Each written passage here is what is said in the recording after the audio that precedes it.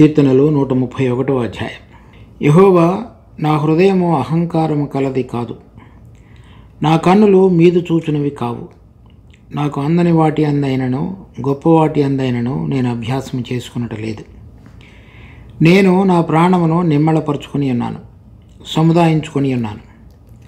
చనుపాలు విడిచిన పిల్ల తన తల్లి యొద్ద ఉన్నట్లు, చనుపాలు విడిచిన పిల్ల తన పిల్ల ఉన్నట్లు నా ప్రాణము నా యొద్ద ఉన్నది. ఇశ్రాయేలు, ఇది మొదలుకొని నిత్యము యెహోవా మీదనే ఆశ పెట్టుకునము. ఈ 12వ కీర్తన యాత్రా కీర్తనలలో ఓ కీర్తనకారుడి పేరు దావీదుగా లిఖించబడింది. 130వ కీర్తనలో ఇశ్రాయేలు దోషములన్నిటి నుండి ఆయన వారిని విమోచించును, దాని గురించినటువంటి వివరణ, ముందు మనం చేసినటువంటి పాపాల గురించినటువంటి క్షమాపణ, తరువాత ఈ పాపము మీద జయం పొందగలిగినటువంటి స్థితిలోనికి తీసుకుని రాబడుట అనేటువంటిది 130వ అధ్యాయంలో వర్ణించబడింది. అలా పాపములు క్షమించబడి పాప స్వభావం మీద జయం పొందినటువంటి వ్యక్తి యొక్క అంతరంగంలో జరిగేటువంటి స్వభావాన్ని గురించి ఈ 131వ కీర్తనలో వర్ణించబడింది. దానికి నూతన నిబంధనలో రోమాపత్రిక 7వ అధ్యాయంలోని కొన్ని భాగాలు దానికి గుర్తుగా ఉంటాయి. అంటే ఎవరైతే ఈ కల్వరి శిలువ యొక్క అనుభవం లేకుండా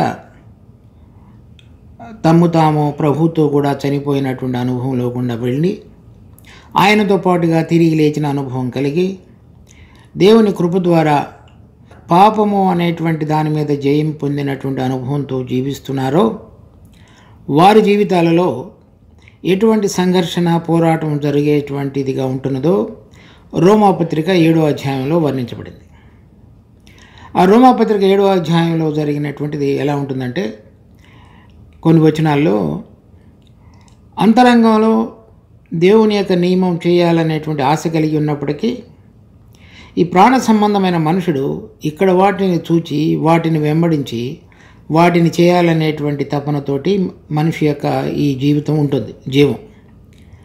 కానీ ఆ రెండింటికి మధ్య సంఘర్షణలలో దేవుని యొక్క ఆత్మ మనలో బలంగా పనిచేసి మనలో ఉన్న పాత స్వభావం నుంచి మనకు సంపూర్ణమైన విడుదల కలుగు చేసి నూతనమైన విధంగా నడవగలగటానికి ఏదైతే మనకి దేవుని యొక్క కృప ద్వారా దేవుని యొక్క ఆత్మ మనలో పనిచేసి నడిపించబడాలో, అలా నడిపించబడటానికి ముందు ఏదైతే స్థితి ఉంటున్నదో అది ఈ 131వ కీర్తనలో వర్ణించబడింది.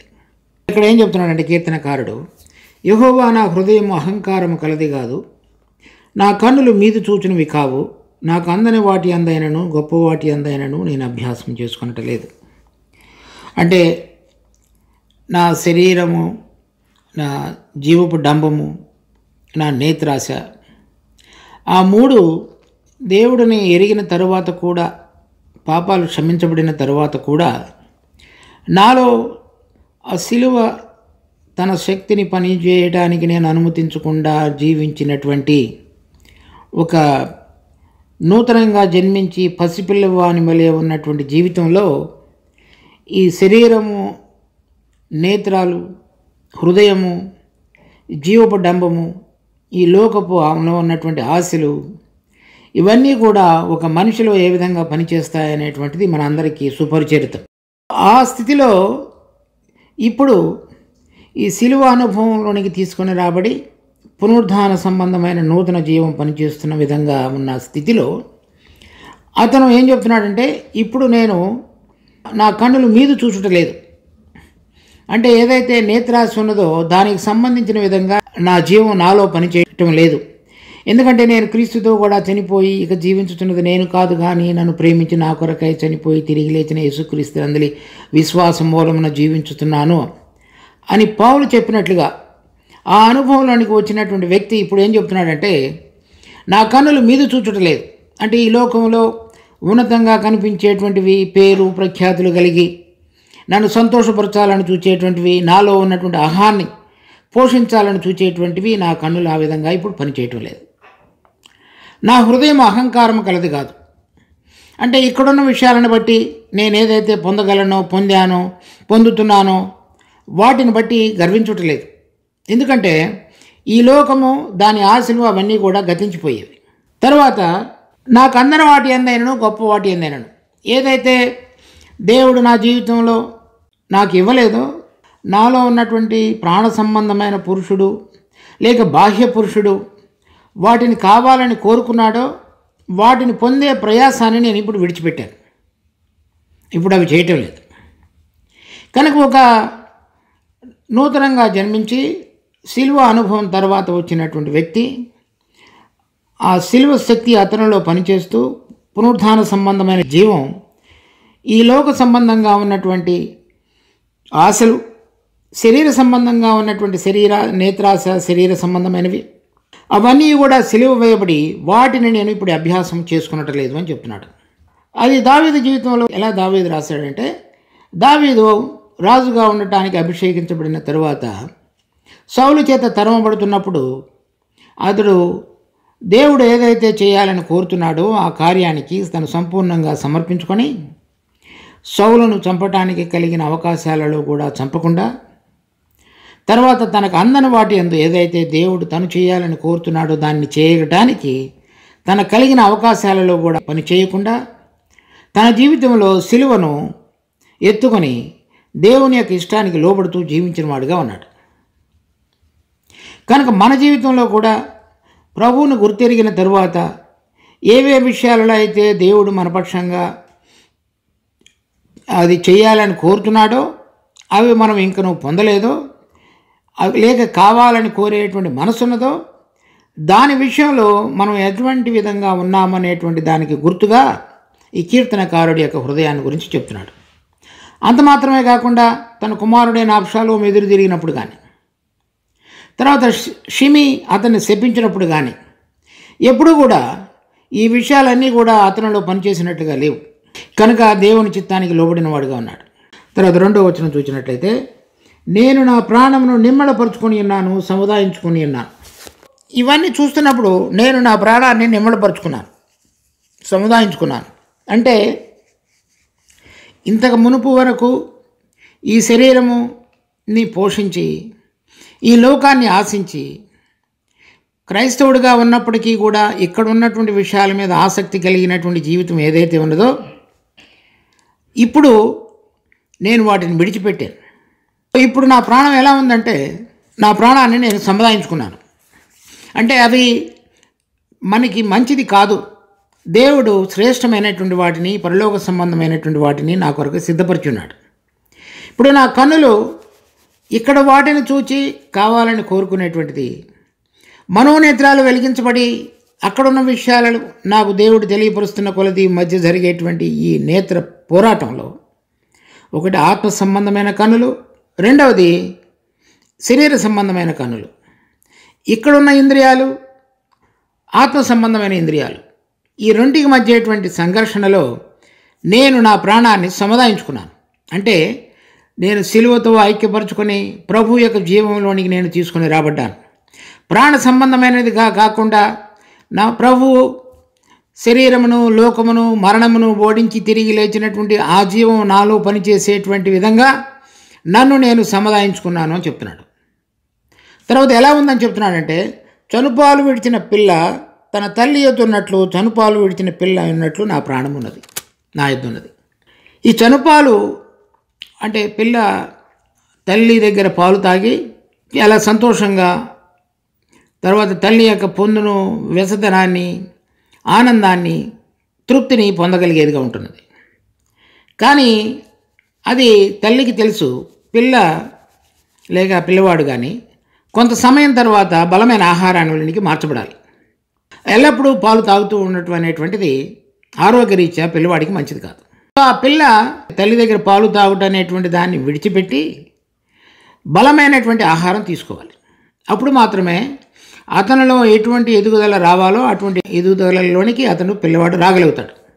ఇక్కడ ఏం చెప్తున్నాడంటే, చనుపాలు విడిచినటువంటి పిల్ల ఏ విధంగా కుతి కలిగి ఉంటాడు, కానీ మెల్లమెల్లగా ఈ బలమైన ఆహారాన్ని తినడానికి అలవాటు పడి అతనిలో ఉన్నటువంటి ఈ శరీరము, తర్వాత నాలుక మీద ఉన్నటువంటి రుచులు గుర్తించగలిగినటువంటి ఇంద్రియాలు అవన్నీ పనిచేయటం ప్రారంభించి వాటిలో మెల్లగా ఎదగటం మొదలు పెడతాడు. ఇప్పుడు ఒకవేళ నేను ఆ పాలు అనేటువంటి దాన్ని మాత్రమే పరిమితమై ఉంటే నాలో ఎటువంటి ఎదుగుదల రావాలో అటువంటిది రాదు. కనుక నా జీవితంలో దేవుడు నాకు ఏది కావాలని కోరుకుంటున్నాడో నేను అది తెలుసుకోకుండా నాకేది కావాలని అడుగుతున్నానో అది పొందడానికి చేసే ప్రయత్నం అంతయు కూడా తల్లి దగ్గర చనుపాలు తాగినటువంటి పిల్లవాడి స్థితి. అలా కాకుండా దేవుడు నా కొరకై సిద్ధపరిచి ఉంచినటువంటి పరలోకపు స్వాస్థ్యము, పరలోకపు పౌరసత్వము, పరలోకపు గృహ నిర్వాహకత్వము, పరలోకపు ఆశీర్వాదములు, వీటన్నిటినీ పొందటానికి దేవుడు నన్ను ఆత్మ సంబంధంగా నూతన పురుషునిలో ఎదగటానికి పనికి రాగలిగిన విధంగా దేవుని యందు ఆ పరిశుద్ధతను, తర్వాత నీతిని ధరించుకొనినటువంటి దేవుని కుమారుని యొక్క సారూప్యములోనికి మార్చబడే విధంగా ఈ చనుపాలు విడుచుట అంటే ఇక్కడున్నటువంటి ఈ పాత జీవితాన్ని విడిచిపెట్టి ప్రభు అయిన యేసుక్రీస్తులో ఆత్మ ద్వారా పొందేటువంటి నూతన జీవము, దైవ స్వభావము, ఆ పునరుద్ధాన సంబంధమైన జీవం సమృద్ధిగా పనిచేసి దేవుని యొక్క కుమారుని యొక్క సారూప్యంలోనికి మార్చబడేటువంటి ప్రక్రియలో ముందుకు సాగుట. ఈ చనుపాలు కనుక నేను తాగుతున్నట్లయితే నాలో ఎదుగుదల ఉండదు. నేను అది విడిచిపెట్టాలంటే ముందుగా నాలో ఈ సముదాయించుకొని దేవుడు నాలో పని చేయబోతున్నటువంటి ఆ గొప్ప కార్యాన్ని నేను గుర్తెరిగి ఆ ఎదుగుదలకు నన్ను నేను అంగీకరించాలి. ఆ ఎదుగుదలలోనికి రావటానికి ముందుగా నా కన్నులు మీద చూచునుగా ఉండకూడదు. నా హృదయంలో ప్రతిదానిని వేరైన దాన్ని అభ్యాసం చేసుకునకూడదు. గొప్ప వాటినైనను అందని వాటి అందైనను నేను ప్రయత్నం చేయకుండా, అంటే పాత జీవితం విషయమైన సిలువ, క్రొత్త జీవితాన్ని ప్రారంభించడానికి దేవుడు నాలో ఏం చేయాలని కోరుతున్నాడో దానిని చూడగలుగుట, దానిని నేను అనుమతించి దేవుని యొక్క ఆత్మ ద్వారా కలిగేటువంటి నూతన జీవం, ఈ ప్రాణ సంబంధమైన జీవితాన్ని విడిచిపెట్టుటకు, పరలోక సంబంధమైన దైవ స్వభావంలోని మార్చబడ్డకు దేవుడు చేసేటువంటి ప్రక్రియకు ఆ ఆహారాన్ని తిని ఎదుగుట. ఇది ప్రతి వ్యక్తి దేవుని యొక్క వాక్యాన్ని చదివి ఆత్మ మనతో మాట్లాడుతున్న విషయాలకు లోబడి ఆయనతో సన్నిహిత సంబంధం కలిగి ఉండడం ద్వారా దేవుడు కోరుతున్నటువంటి ప్రణాళికలోనికి ప్రతి విశ్వాసి కూడా మార్చబడగలడు. ఎప్పటి వరకైతే ఈ చనుపాలు త్రాగేటువంటి అలవాటుగా కలిగి మనము ఎప్పుడు కూడా ఒకరి చేత పోషించబడటానికి అలవాటు కలిగి దేవుని యొక్క వాక్యాన్ని సరైన విధంగా అర్థం చేసుకోకుండా ఉండి విశ్వాసం ద్వారా ఆ వాగ్దానములన్నిటిని కూడా మనం స్వతంత్రించుకొని జీవించగలగడానికి పనికి రాగలిగిన విధంగా మన హృదయంలో ఎప్పుడైతే ఈ పాతది విడిచిపెట్టి క్రొత్తది పొంది ఆ కొత్త జీవితంలో నేను కొనసాగాలి అనేటువంటి అవగాహన లోపించుతో అప్పుడు అనేక మంది విశ్వాసులు చనుపాలు త్రాగేటువంటి పిల్లల వలె ఉంటారు. అటువంటిది మనందరికీ కూడా మంచి స్థితి కాదు. 3వ వచనం, ఇశ్రాయేలు ఇది మొదలుకొని నిత్యము యెహోవా మీదనే ఆశ పెట్టుకున్నాము. అంటే ఇప్పుడు ఏం చెప్తున్నాడంటే, నేను ఏదైతే పొందాలని కోరుతున్నానో నేను అది నాకు వద్దు. నేను ఇప్పుడు చనుపాలు విడిచిన పిల్ల తల్లి యొద్ద ఉన్నట్లుగా నేను ఉన్నాను కనుక నేను ఎదగవలసిన స్థాయి పరలోకంలో ఆయన కుమారునితో కూడా మహిమలో పాలు పొంది ఆయన 1000 సంవత్సరాలు పరిపాలన చేసేటువంటి సందర్భంలో ఆయనతో కూడా మహిమలో ఉండగలిగేటువంటి ధన్యత, తర్వాత నేను లోకంలో రాబోతున్నటువంటి లోకంలో యాజకులుగా, రాజులుగా, న్యాయాధిపతులుగా దేవుడు నన్ను నియమించడానికి నన్ను ఏ విధంగా సిద్ధపరచాలని కోరుతున్నాడో అటువంటి దానికి నేను సంపూర్ణమైన స్థితిలోనికి ఎదుగుటయే నాకు సంపూర్ణమైన విమోచన. నేను ఆ విధంగా రాగలుగుటకు ఏదైతే దేవుడు నాలో ప్రతిరోజు నా వ్యక్తిగత జీవితంలో, నేను పనిచేసేటువంటి దానిలో, కుటుంబ జీవితాలలో, సంఘ జీవితాలలో దేవుడు తన వాక్యము, తన ఆత్మ ద్వారా నన్ను నడిపించేటువంటి ప్రతి మార్గానికి నేను పిల్లవాని వలె కావలసిన దాని విషయమైనటువంటి వ్యధ, ఏడుపు, తర్వాత అల్లరి కాకుండా లోబడుతూ ఆ సిలువను మోస్తూ నూతన జీవం పనిచేయగలగటానికి నేను అంగీకరించినప్పుడు ఈ కీర్తన మనందరి పక్షంగా కూడా సంపూర్ణంగా నెరవేర్చబడుతుంది. దేవుడు మనం ఆ స్థితిలోనికి రాగలుగుటకు కృప చూపించునుగాక. ప్రార్థించుకుందాం. మా జీవం కలిగిన తండ్రి, మీ కృపలో మాకు అనుగ్రహించిన ఈ వాక్య భాగాన్ని బట్టి వందనాలు. మా అందరి జీవితాలు చక్కగా మార్చబడి మీరు కోరిన రీతిలో ముందుకు సాగగలగటానికి, మేము పాత జీవితాన్ని విడిచిపెట్టుటకు, మరి చనుపాలు విడిచిన పిల్ల తల్లి యొద్ద ఉన్నట్లుగా మేము సమాధానించుకొని నూతనమైనటువంటి ఆహారం, బలమైనటువంటి మాంసము తినగలుగుటకు కావలసిన విధంగా మాలో ఉన్న అంతరంగ పురుషుడు దినదినము బలపరచబడగలుగుటకు కావలసిన కృపను మా మీద ఉంచండి.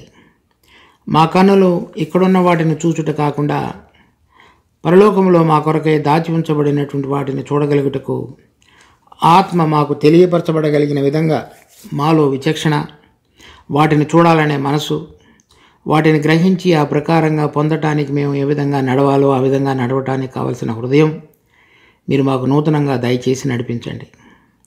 ఈ సత్యంలో అనేక మంది రాక అనేక సంవత్సరాలు క్రైస్తవ జీవితం కలిగి ఉన్నప్పటికీ లోక సంబంధంగానూ వారు కోరుతున్న విషయాల మీద మాత్రమే దేవుని మీద ఆధారపడేటువంటి వారుగా ఉండి, మీరు ఏదైతే ఉన్నతంగా మా అందరి పక్షంగా చేయాలని కోరుతున్నారో దాన్ని గ్రహించలేని స్థితిలో ఉన్న అనేక మందికి మీరు దయతో కనికరించి మీ వెలుగులోనికి, మీ ఆత్మ సంబంధమైన నూతన జీవం ద్వారా నడిపించబడగలిగిన అనుభవంలోనికి వారిని చక్కగా నడిపించగలిగిన దేవుడికి మీకు వందనాలు చెల్లిస్తున్నాం. ఆ విధంగా మా అందరి మీద మీ కనికరాన్ని, కృపను కనపరచమని ప్రార్థిస్తున్నాం. మా రక్షకుడు ప్రభు అయిన యేసు నామమున అడిగి వేడుకుంటున్నాం తండ్రి. ఆమేన్.